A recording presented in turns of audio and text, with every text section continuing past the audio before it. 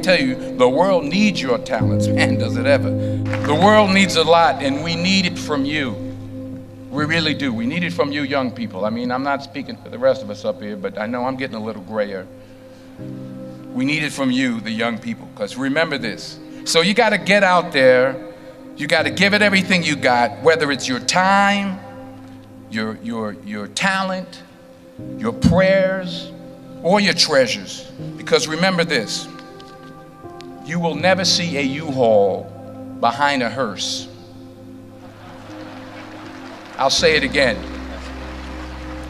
You will never see a U-Haul behind a hearse. You can't take it with you. The Egyptians tried it, and all they got was robbed.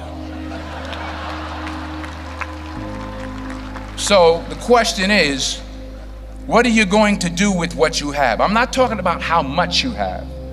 Some of you are business majors, some of you are theologians, nurses, sociologists. Some of you have money, some of you have patience, some of you have kindness, some of you have love, some of you have the gift of long suffering. Whatever it is, whatever your gift is, what are you going to do with what you have? Like we always do about this time.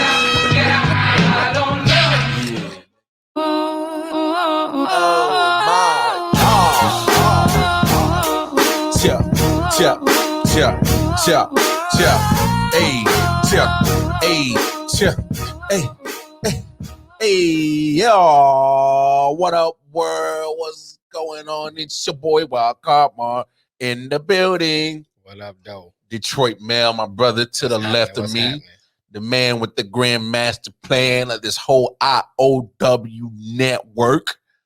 Shout out to you, big bro. What up, though? What up, though? What up, though? Anyway, big legs, bub, sis, BB, we thinking about you. You know, take care of your business.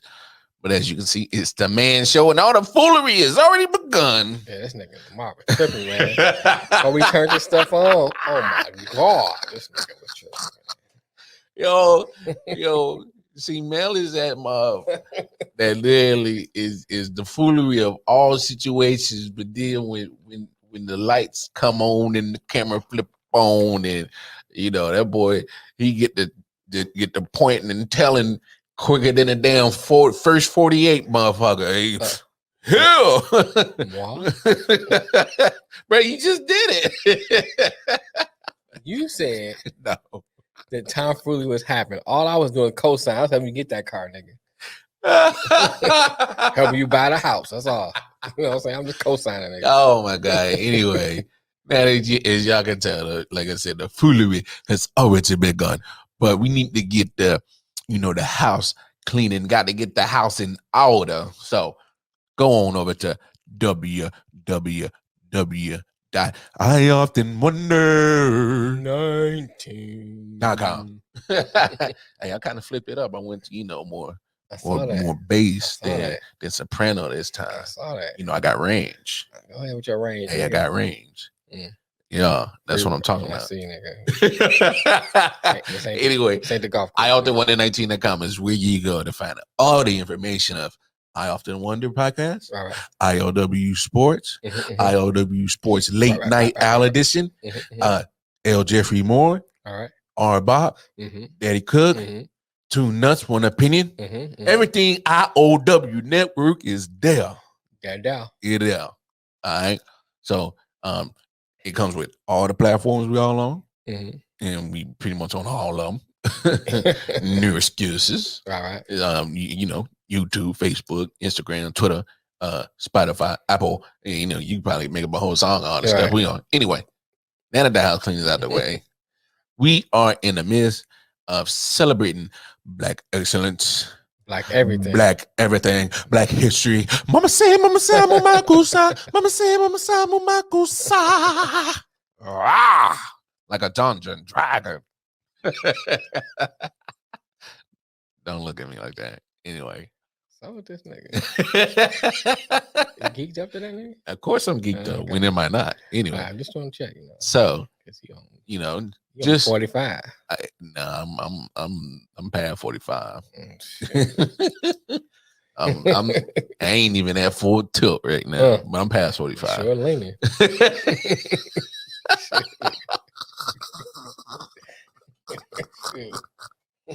Sir, we need to get this out the way because we need to 5 minutes in. Yeah, because we need to talk about the purpose of today's Black History Moment, and we really talking about. Tripping, nigga, come on, stop! You don't get everything's funny as hell to me. So we gotta share some information with the people about the man who's pretty much, forgotten as one of the greatest freedom fighters, right, of our people. Right.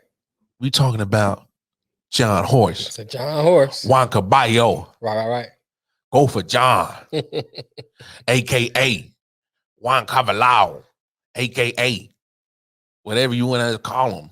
That's a street name. But at the end of the day, it's John Horse. John Horse.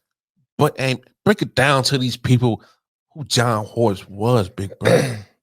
So John Horse was a Black Seminole. Mm-hmm. So back in the early 1800s, during that time, a lot of slaves and Native American Seminole fled to Florida because it was owned by the Spanish. And if they got there, they was able to have freedom. Mm-hmm. So a lot of them got there, they began to settle amongst each other, intermarry and stuff. And that's how you start getting a lot of mixed babies, which eventually became Black Seminoles. Okay.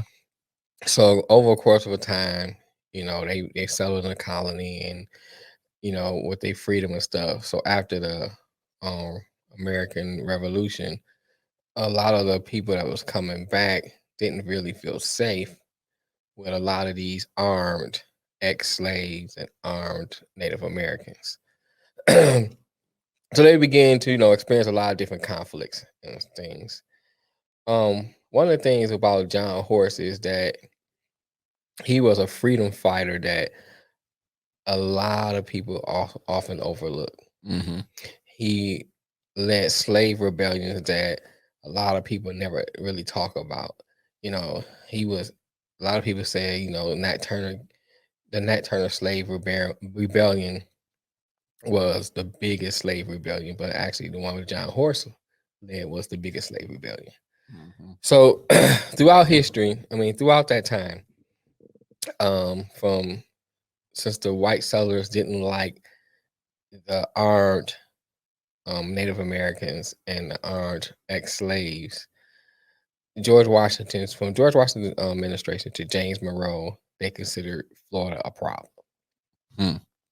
So Andrew Jackson, at the time, decided to go down into Florida and claim Florida for the United States, which he didn't have permission to do. It's just something he just took upon himself to do. Just did it. I thought it was right, and I did it. So Jackson, he went in there, and anyone that opposed him, he executed, killed him, and he wanted to put the slaves back in slavery. Mm-hmm. Back in captivity. That's the word I was looking for. So, after that, and Andrew Jackson became president, he really made up his mind that he was going to put those slaves in check. So they fought the second Seminole. Not to cut you off. Yeah, so slavery wasn't abolished till Lincoln, right? Right. He wrote Emancipation. Okay. Yeah. I'm just for my clarification. Mm-hmm, that's all. So anyway, so after that, they fought the second Seminole War, and a lot of the Seminoles, they lost a lot of lives, but the Seminoles still was getting the best of them. Oh yeah. The Black Seminoles and the Native Americans, they were really fighting this war. So Hacienda, and who was a Seminole, and John Horse decided, and they wanted to negotiate a truce. So they negotiated a truce. John Horse would translate.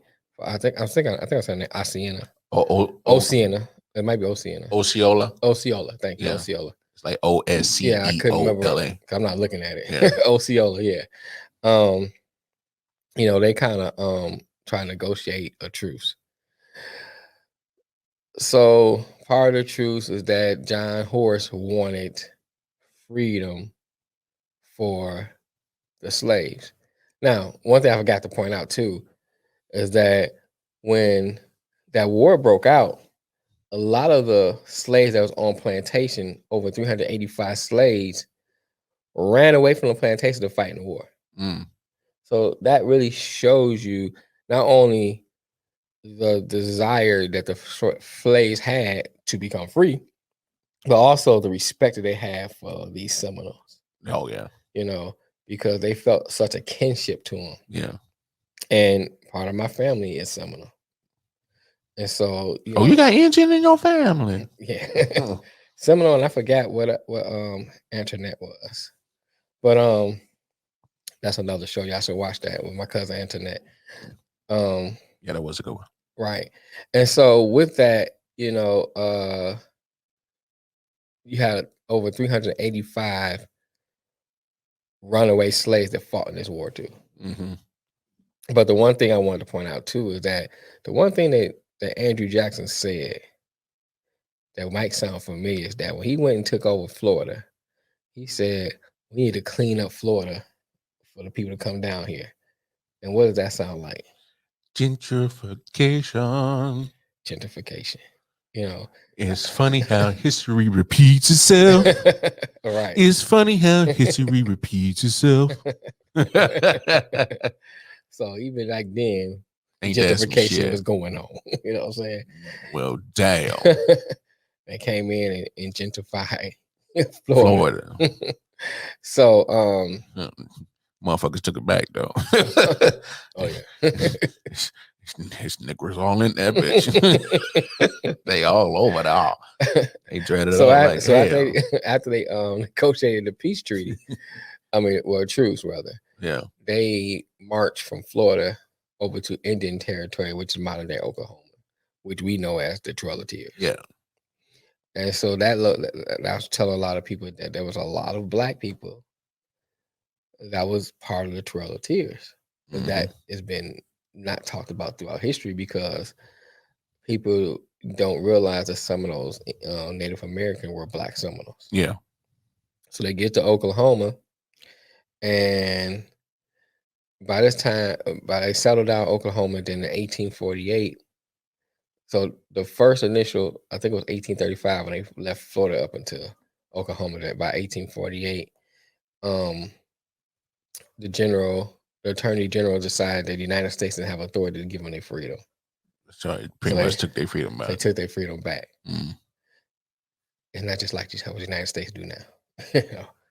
And so they declare open season on these Native Americans and Black Seminoles. Yeah. And so a lot of the slave catchers try to come up there and take them and stuff like that. So they did the only thing they could do. They left Oklahoma and went into Mexico. Mm. So they get down to Mexico, and the Mexican people received them, gave them their land, gave them livestock, gave them freedom. Left them alone. And they gave them citizenship. Yeah.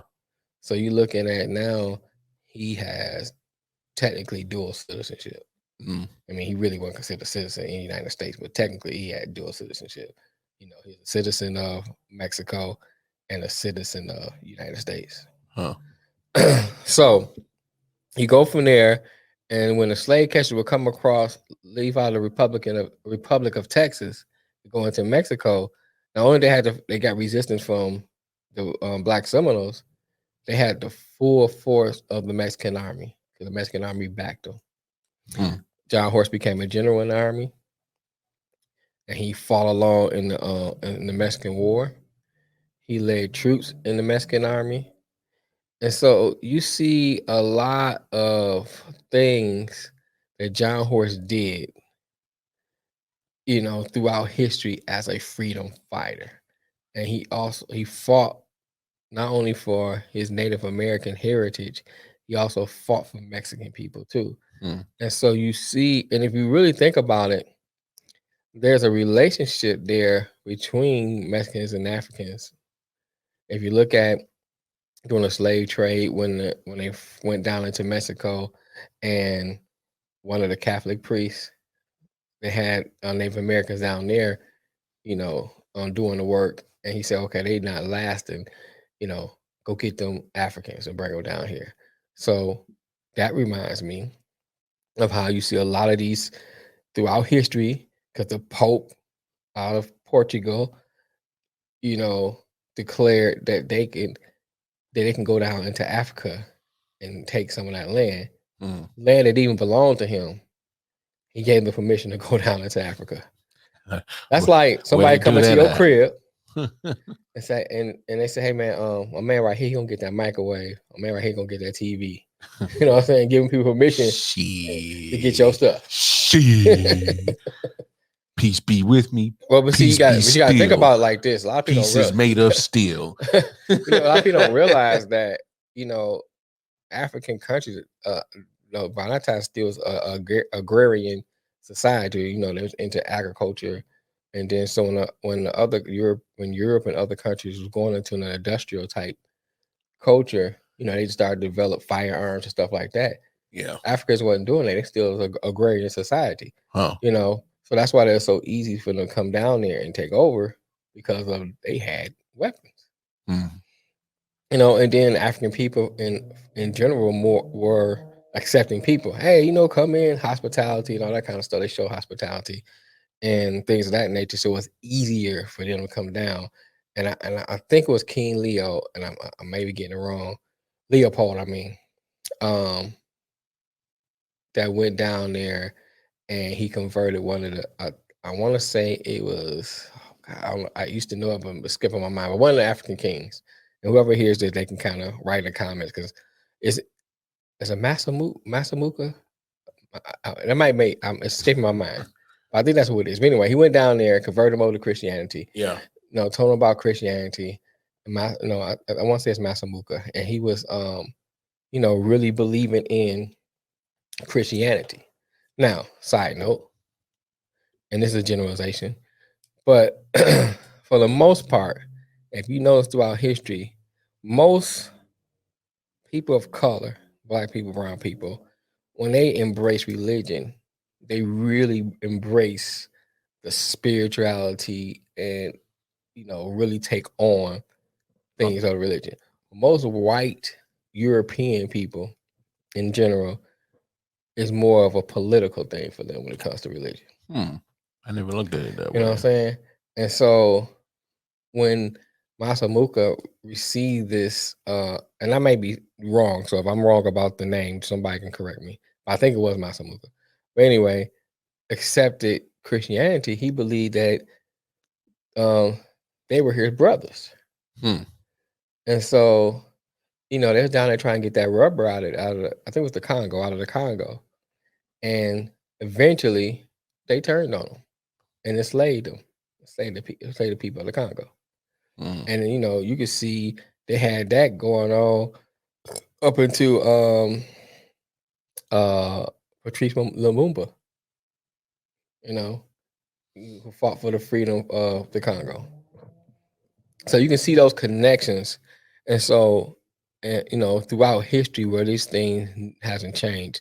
So I also want to take this time that this is our family meeting. That we should now look at it from this standpoint. Roll call. Right. That you look at our history. You look what's going, look throughout what has gone on in our history, and that we should stick together. We see the pattern, and this is nothing against people who don't look like us, because I have friends that don't look like me.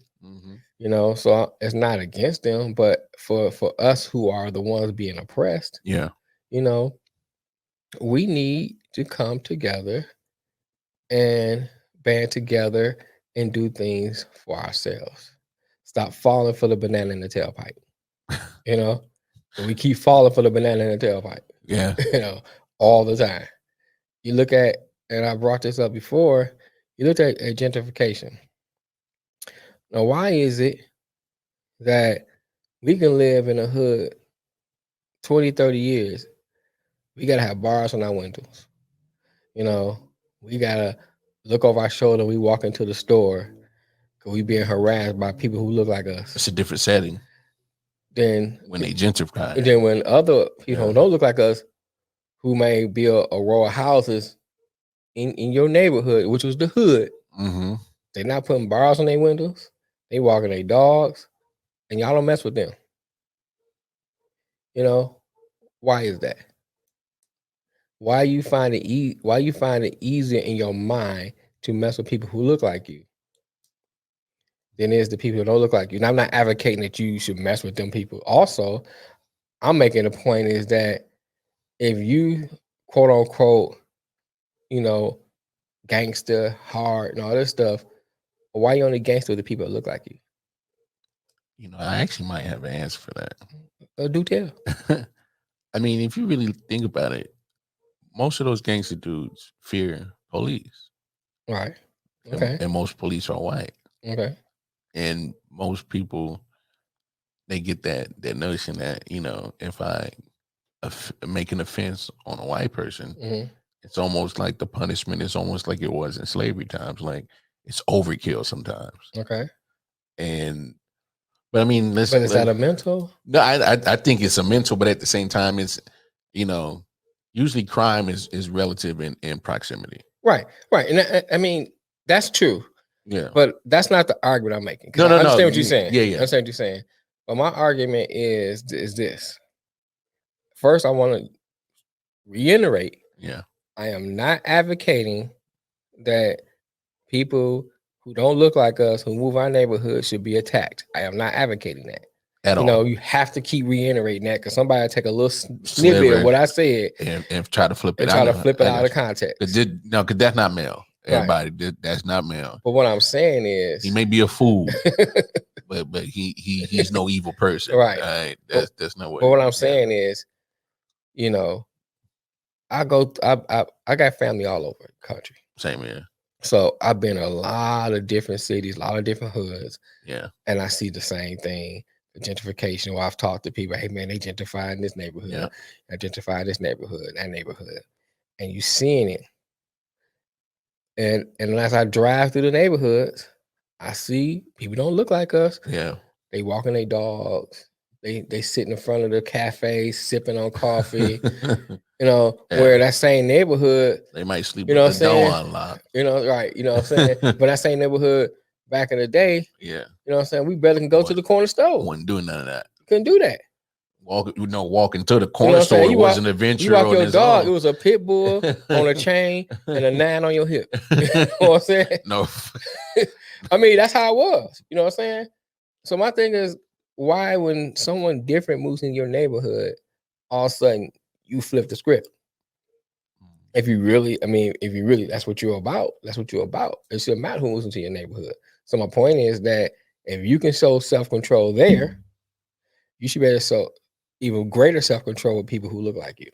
Hey, I get what you're saying. You know what I'm saying? I get what you're saying. This is the family meeting. No, I get what you're saying. You know what I'm saying? But brothers is scared to make any kind of offense on a white person, point blank. Well, you know what? Here's my thing. Well, you could be, if you're scared of that, you should be ashamed to have offense on a black person. Should feel like total shit. Right. You should be ashamed. Yeah. Now, I'm not saying not to defend yourself. You know what I'm saying? Somebody attack you, I don't care what they look like. Yeah, you know what I'm saying? Handle your business. Yeah, I feel you. You know what I'm saying? So I'm not saying, oh, because he's a black guy or he attacked me, lay down, go in a fetal position. You know what I'm saying? I'm not saying that. I'm saying, even if you had to defend yourself, right? Even if you had to defend yourself, it still should bother you that you had to defend yourself against another black man. Yeah. That's the kind of mentality we should have. That, you know, you're supposed to be my brother's keeper. I'm this is my brother. Mm-hmm. You know, we brought up on a sports show about Deion Sanders. Yeah. And the incident that happened in Jackson State, you know, and how the community should ride around and hold those people responsible. That should be in every community. I hear you. You know, straight up. Hold people responsible. Yeah. You know, and I think and other people that you out here in these streets, patrol the streets like you the police. Keep the neighborhood safe. Yeah. You know what I'm saying? I remember the neighborhood watch. I remember neighborhood watch. I remember block clubs. Yeah. I remember all that stuff, you know? And block parties. it's not okay. Here, let me say this. But like the block party was like a chance for everybody meet your Mhm. neighbors. Right. Everybody, come together, because you might have been living next to a person for about 4 or 5 years and you really don't know them, but it's a chance to interact. Right. Sometimes it might have been a little bit of liquor to kind of ease everybody's, true Your ambitions. Yeah, and let it all roll out Right, and be more comfortable. Right. And there's some grilling. Inhibitions, I'm going to say. But yeah. But what I want to say too is that it's not like I didn't used to hang in the street, so I don't know. I understand elements of it. I understand that some of these neighborhoods, we don't see opportunities there, and so you think the best opportunity is the hustle. Yeah. So I understand that. So it's not like I'm not coming from a understanding of that.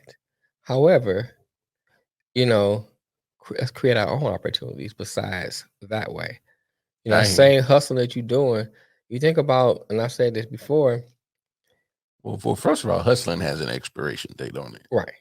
But here's my thing too. But I said this before. I've seen a lot of these drug dealers basically running Fortune 500 companies. Yeah. But you know what I'm saying? But I'm saying, but here's the thing about that in pharmaceutical sales. Right. What? Yeah, they run it like a Fortune 500 company, but which one can actually say that they have Fortune 500 money? Right. I mean, I'm gonna get to that too. But Okay. I'm gonna get to that too.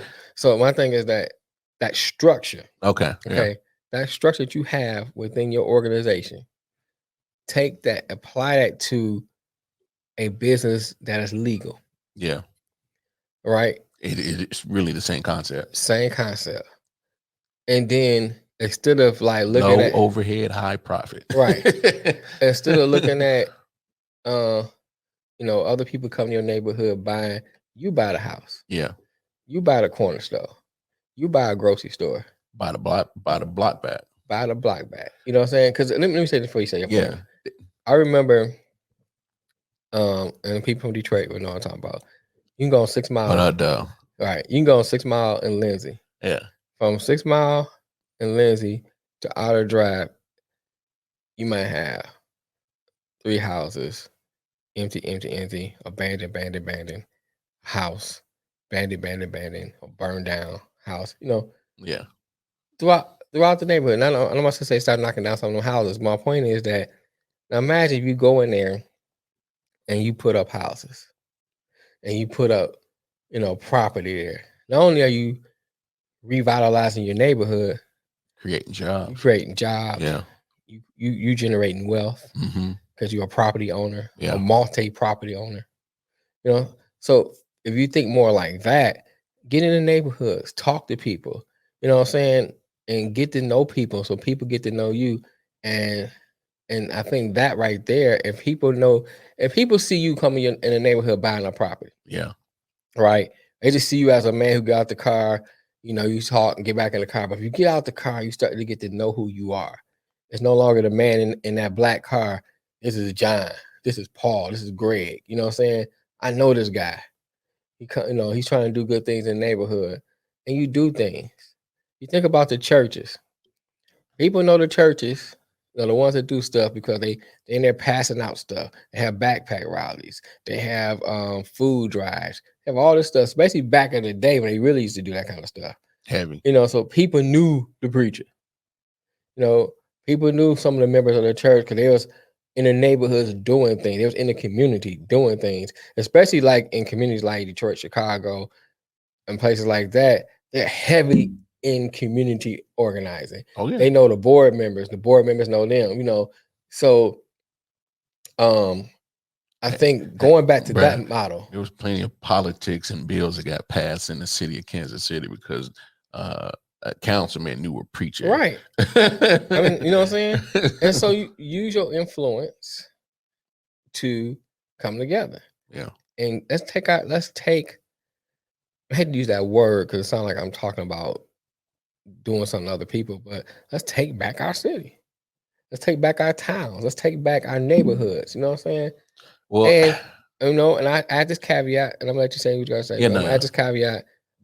We know every brother ain't a brother. And Okay. you know what I'm saying? So the ones that don't want to go along, leave them by the leave them by the wayside. Yeah, I hear you. You know what I'm saying? But there's strength in numbers. Always. So Always. you know what I'm saying? So gather people together, hook up with people. Shit, we in a day where you can talk to somebody in Africa Mm-hmm. because of the internet. Yeah. You know what I'm saying? I'm just not I'm saying we need to connect with people in another country, but I'm just saying if you can connect someone that far, but you can't connect somebody 2 houses down. I hear you. You know what I'm saying? But go ahead, what you gonna say? No. I mean, you pretty much. I was just gonna add on to it, like, you know, because you pretty much got the meat and potatoes. I was just gonna add some, you know, a little vegetable let's to get the that dish. vegetable. Now, you know, you need that roughage in your life. I mean, you hit it on the head, as in, and we need to take back our city. Mhm. And you know, whether how you get the wealth, whether legally or illegally, that's not my concern. But at some point, you know, invested into the community. Right. You know what I'm saying? What's it? Because it is a little oxymoron, you know, the drug dealer putting it back into a city. But here's the thing. But I mean, hear me out. Go ahead. When, just like how you said, that's some people's way of making ends meet because of circumstances.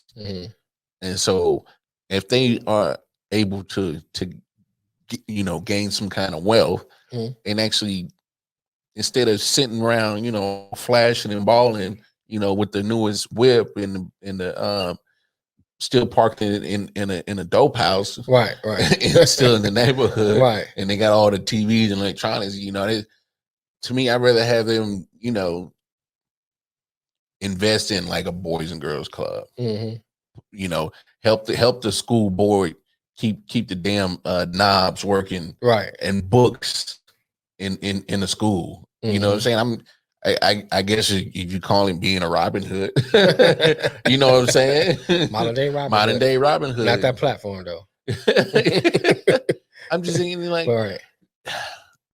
We have enough money in our community, right, to take care of it. And you know, here's the caveat of it: we have to learn how to appreciate our community. I think that's another reason why gentrification happens, is because they have given examples. The value in it. Well, other people do. Yes, and that's what I'm saying. Is the people who are getting pushed out never took the time to stop, smell the roses, and appreciate what they have. Right. Here's the thing. I'm gonna use Detroit as an example. And then they'll triple the property value by the time they kick y'all motherfuckers out. And then you know where you're getting back in. Right. You can't afford it. Right.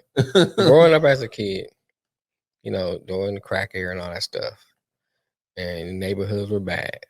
Yeah. And everybody did a lot of people did a mad exodus to the suburbs. Couldn't cross 8 Mile, get across 8 miles, get across 8 Mile. You know, because they didn't see the value in the city. The other people across 8 Mile, they was looking. They knew the value. They knew they had to get some of y'all out to make room for them. So they saw the value there. They knew the value was there. So now you flip it to now, it's more of them now down in the city in areas that we didn't want to go in. Yeah. You know, they turned those into nice areas. You know, that's how raise the money up, you know, the property value up, and what it costs to stay down there where you couldn't afford to stay down there. I'm gonna add this. So if you ever notice around every city, because I've been in multiple cities like you, so near your downtown, they've always started real bad. Like there's hoods like around downtown. And then once all the gentrification happens, they're pretty much flipping it, pushing people out, right? Because they want to protect that image of downtown, because that's where all your money's for primarily most cities. That's where all your money's at, right? And then if you want the surrounding area, keep all the riffraffs out. You know, that's how you get that image that they want That's Right. money grabbing. Mhm. And I don't know how people don't see the game. Okay. I don't. Let me say this: if you are caught up in how I'm gonna feed my kids, how I'm gonna pay my light bill, Yeah. how I'm gonna keep them safe from the niggas on the corner. You know what I'm saying? I'm gonna keep my daughter safe from stuff that's going on in the neighborhood. Make sure nobody's messing with her. Make sure nobody's messing with my son. Make sure how I'm gonna get them proper education because the school system is horrible. hmm You concentrating on that. Yeah. You're not concentrating on the other stuff. You know what I'm saying? But people on the outside looking in, they got a panoramic view of what's going on. So they can see, oh, I see value there. I see value there. And you got tunnel They vision. too busy Right. thinking And you about got this. you got tunnel vision. They're distraction. They got panoramic. People are distracted. You got tunnel vision. Yeah. And I say at this point, and I believe this to somebody can prove me wrong. I believe and they purposely let the school system Detroit go down. So people and let the neighborhood go down. So people will leave. Yeah. You know what I'm saying? And make room for other people to come in. Get it at dirt cheap. And get it at dirt cheap. I mean, at one time you can get a house for $5,000. Yeah. You know? So the property value was cheap. I mean, I remember when there was no jobs in the city of Detroit. All the jobs were outside of the city. Yeah. You had, So people was moving. you know out what I'm saying? towards, Yeah. So you had to go out there. Well, you couldn't. I mean, you know, you had Burger King. You had a few plants in there. You know, if you didn't get in the plants, you ain't getting Bud. Good luck. Bud Tires or Good luck. right Chrysler. You know, they was down there. Yeah, if you weren't getting a GM or a Ford job. Right. Because they had a few. They had those plants down there. Yeah. You know, and a few other little plants and stuff like that. But in general, if you didn't want to work in manufacturing, there was no jobs. You had to go out to the suburbs. I mean, it wasn't a lot of retailers in the city. I hear you. You know what I'm saying? So even for retail jobs, you had to go outside. Hey man, now this my thought process is all out of crazy. Mm-hmm. This is what makes me believe, and I'm not a conspiracy theorist. But this is what I believe, that crack was purposely placed in those neighborhoods. I mean, listen to the story of Freeway Rick Ross. Oh well, trust me, I've seen documentaries of Freeway Ricky, but I'm just saying, niggas didn't know how to chemist nothing. I mean, they gave this man, you know, this man, I think it was a high school dropout. They gave him this powder. We didn't know about no chemistry, bro. They didn't know about that. They showed him how to crack, how to rock it up. They fronted him the dope. No, put him in South Central. I think it was South Central LA. All right, man, sell this. See what happened. Here's my thing. They're trying to raise money for the Iran Contras thing that's going on. Mm-hmm. Selling weight makes more money. Always. So why didn't they just sell weight? Why did they rock it up to something cheaper and put it in the inner city with people who quote unquote have less money? Because, like I said, we ain't conspiracy theorists, but walk like a duck, talk like a duck. It's a pigeon. That's like Daffy, nigga. I can't with you. Shoot.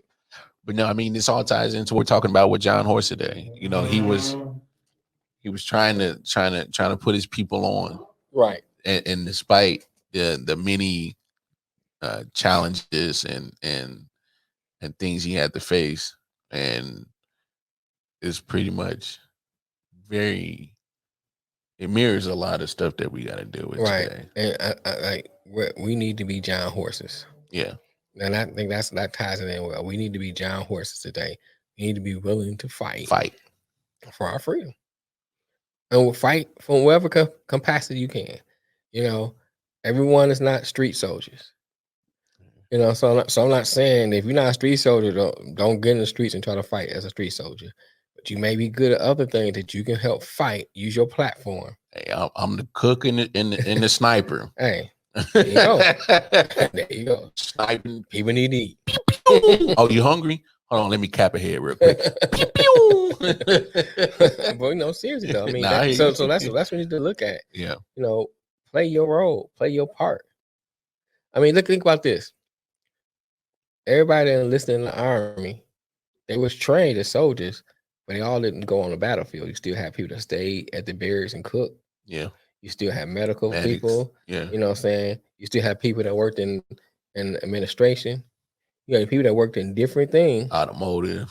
Yeah, you know, different. Yeah. You had people that Yeah, work on working equipment and with stuff. tanks and Right. trucks and stuff. So you had all these different jobs that they did. Yeah. So But they all trained to kill. Yeah, so get in where you fit in. Yeah. That's how I look at it.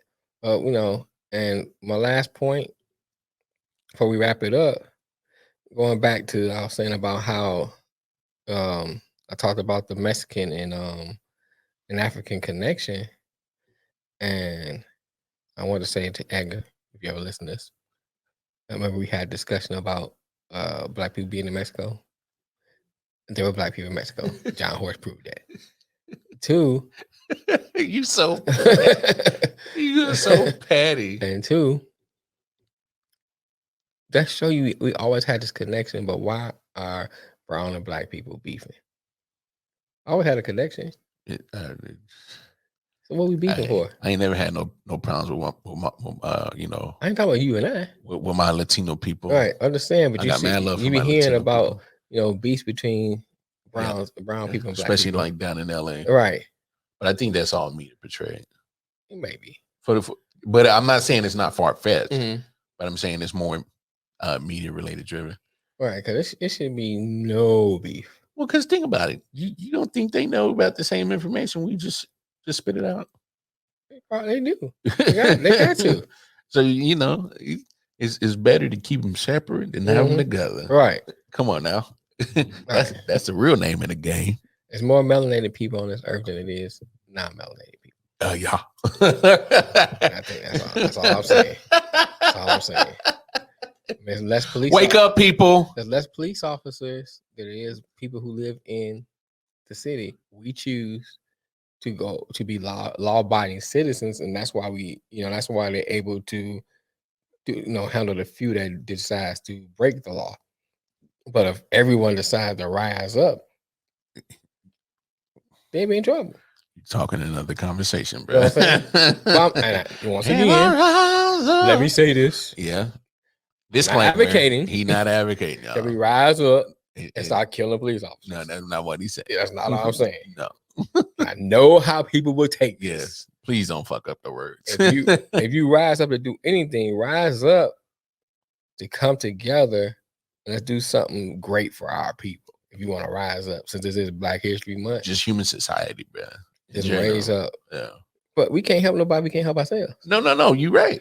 So, but I'm saying like. So I'm not going to include human society right now. We deal with y'all when we get ourselves together. No, what I'm saying, like, us, they look like us. Mm-hmm. We as a community need to get our shit together. Right. And then you're talking about the other different ethnicities. Right. And I'm saying in America, okay, need to own separately, handle their situations, and then as a country as a whole, right. That's what I meant. Human society. Okay. Oh no, I'm with you, bro. Yeah. We like you said, and that's what kind of baffles me about a lot of things with the politics is they, they'll send money to other countries, send aid to other countries, send this and that to other countries. But they still fight for a stimulus check. Hello, ding dong. Right, that's crazy. Make it make sense.